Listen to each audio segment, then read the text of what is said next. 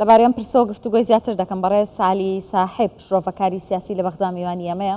بەڕێز عەلی ئەم کاتت باش زۆر بەخێر بێ بە کوردستان 24. چی بووەوە بڕیارە گرنگەکانی عێراق بەدەستی گروپە چەکدارەکانەوەن ئەوان باس لە کردنە دەرەوەی هێزە بیانیەکان دەکەن لە عێراق؟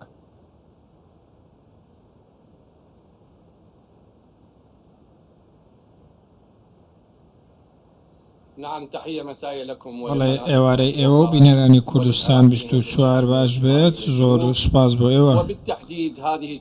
بە دیاریکراوی ئەم دەستوەردانەی هێزە ئەمریکیەکان و ململانیان لەگەڵ گروپە چەکدارەکان ڕەنگە عێراق بەرەو ئاقارێکی خراپ ببن و بیخەنە نێو گەردەلوولی ململانەکانەوە. ئەگەر تێبینی ئەوە بکەین هەر پێشێرکاریەکە بێت 2000 پێشێرکاریە و عێراق ڕەنگە بکەوێتە بە ژێرباری ئەم پێشێرکاریانە و ببێتە مای دەسوەردانی هەرێمی لە کاروباری نێوخۆیی بە تایبەتیش کە ئەم گروپە چەکدارانە چەکی زۆریان لەدەستدایە و ڕەنگە هێرش بکەنە سەر هێزەکانی ئەمریکا ئەوانەی لەسەر داوای حکوومەت لە عێراقن چ لە نێو بنکەکانی خۆیان یاخود هێرش بکەنە سەر پشتیوانی لۆجستیکە بۆ ئەو هێزانە دێت. بۆیە ئەو گروپە چەکدارانە بۆ زانیاریش دەیڵێم هەندێک گروپی چەکداری هەن کە سەر بە حەشدی شەعبین و بە فەرمانی فەرماندە هێزە چەکدارەکان کار دەکەن، بەڵام ئەوانی دیکە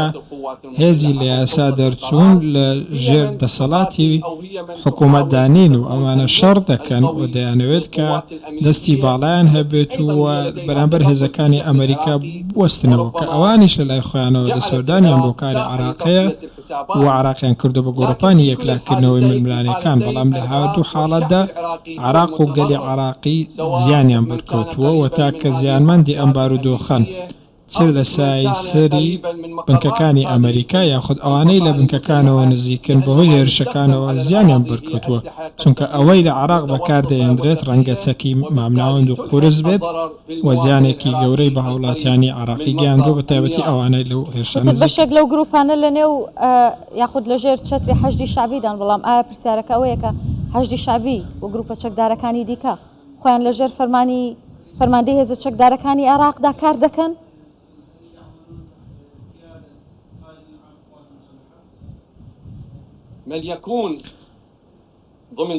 ئەو کەسەی لە چوارچێوەی بازنەی حەشدی شەعبی بێت پێویستە بەشێک بێت لە چوارچێوەی و دامەزراوەی ئەمنی، پێویستە پابەندی فەرمانەکانی فەرماندەی هێزە چەکدارەکانی گشتی عێراق بێت.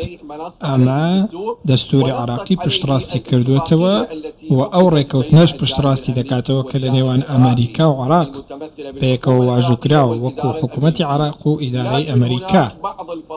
بەڵام هەندێک گروپی چەکدار هەن. ئەم گروپە چەکدارانە بە دیاریکراوی ئامادەی خۆیان دەربڕیوە بۆ ئەوەی هێرش بکەنە سەر ئەمریکا. هەڵەی دووەم کە ئێمە تێکەوتوین ئەوەیە کە هێزەکانی ئەمریکا کاتێک ئەم گروپە چەکدارانە بە ئامانج دەکات هیچ جیاوازی لە نێوان ئەوە ناکات ئایا ئەمە حەشدی شەعبی یان خۆ ئەمە گروپێک چەکداری دیکەیە، بەڵکو هێرش دەکاتە سەر هەموو دیواکانی حەشدی شەعبی کە ڕۆژێک لە ڕۆژان لەگەڵ هێزە عێراقیەکان شەڕیان کردووە و پێی وایە هێزی لە یاسا دەرچوون لە دەرەوەی دەسەڵاتی حکوومەتی عێراقن. بۆیە جۆرێک لە تەمومژاوی لە میکانیزمی مامەڵەکردنی هێزەکانی ئەمریکا لەگەڵ گروپە چەکدارەکان هەیە. هەردوو لا سەرکردایەتی عێراقی ئاگدار ناکەنەوە لەوەی کە چۆن هێرشەکان دەکەن و کەی دەیکەن.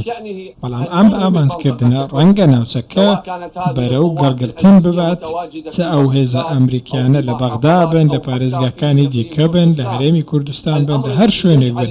هێرشکردنە سەر ئەم هێزانە پرسەکە مەترسیداتر دەکات، چونکە ئەوەی لە نێوان هەر ئەو دوولایەنە بەکاردێت چەکی قورس و چەکی مامناوەندە ڕەنگە ئامانجەکە بە هەڵا بپێکن و زیان بەلایەنەکانی دیکە بگەین بە هاوڵاتیان. بۆیە ئەمڕۆ حکوومەتی فیدرالی عێراقی پێویستە هەوڵەکانی چڕ بکاتەوە و زیاتر فشار لە هەردوو لا بکات کە ململانەی لە نێوانیاندا بۆ ئەوەی شەڕێکی گەورەتر لە ناوچەکەدا هەبێت. حکوومەتی عێراق دەگرن تا فشار بکات.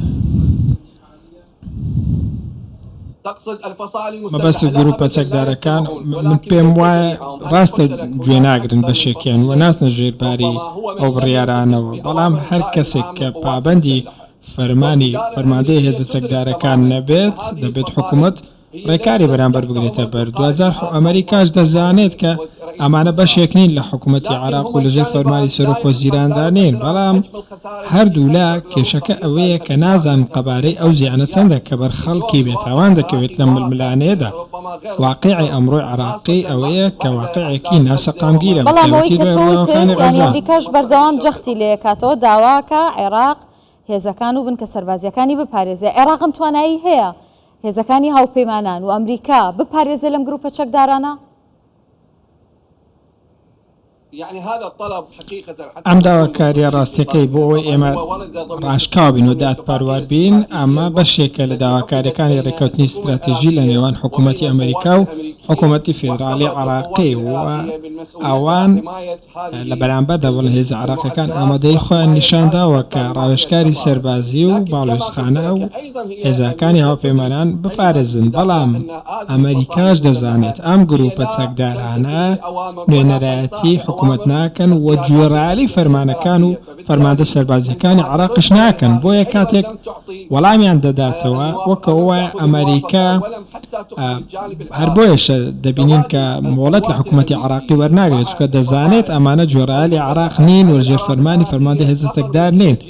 بەڵام دوازار ئەمە مەترسیە بۆ هەردوو لا بۆ هەموو ناوچەکان، سەر هەرێمی کوردستان، بۆ سەر بەغدا، بۆ سەر پارێزگاکانی عراق، هەموو لایەک بازی ئەم دەسوەردان و ئەم ململانەیە دەدات، چونکە خەڵکی عراقی لە هەر شوێنێک بێت بازی ئەم ململانەیە دەدات و هیچ پەیوەندیەکیشی بەو ئاڵۆزیانەوە نییە کە لەنێوان گروپە چەکدارەکان و ئەمریکا. بەڕێز سالی ساحب شرۆڤەکاری سیاسی لە بەغدا لەگەڵم بووی دەستخۆش.